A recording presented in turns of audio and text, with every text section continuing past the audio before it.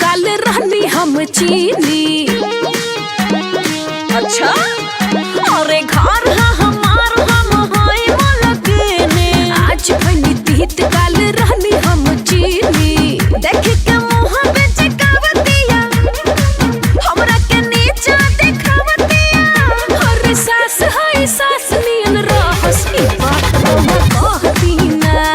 सुन ही अस्पताल तक पार पन चढ़े ई बात ऐसे कह देना।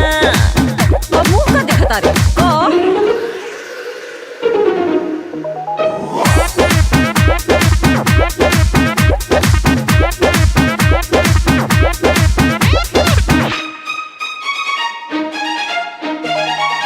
सुना तनी नु बुढ़ियों के बात कादू हम नीचा देखावा तनी मुंह पिचकावा तनी। अच्छा सब भगवान विचार करी है त हमहू भगवाने पे छोड़ देले बानी। जे झूठ बोली ओकर दांत टूट जाई। सास होके बहू से ई झगड़ा कइल बहू बर्दाश्त करी ई जमाना गइल। बेटा जब मैं हरी के गुलामी करी सासु ननद से कैसे पतहिया डरे। पटीदार खनी हमसे न लड़स ई बात रउआ कहती ना। ही अस्पताल तक पार पन चढ़े ई बात ऐसे कह देना। अरे माला जपे के टाइम बा माला जपी।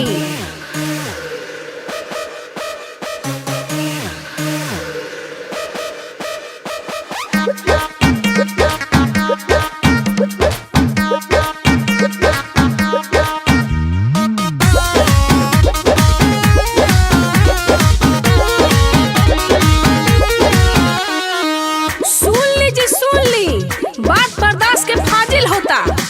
आ कुछ भइल त एमे हमार दोष ना। कह न कह तू का करी। अरे जब उ तोहरे मरद ह त तोहरे न सुनी। अपना मोहरत के हमरा त गर्मी बाटे पूछी पूछी न काहे करे जा फटे। हाँ जवन गर्मी बाटे तवन झरिए जाई। सब चढ़ल ई मनवा उतरिए जाई। कि सास बकवास जानी करस ई बात रउआ कहती ना। ही अस्पताल तक पार पन चढ़े ई बात ऐसे कह देना।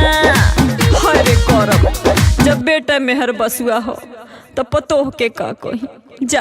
आहा मेहर बसुआ त आई बैठोली बेटा के अपना गोदी में।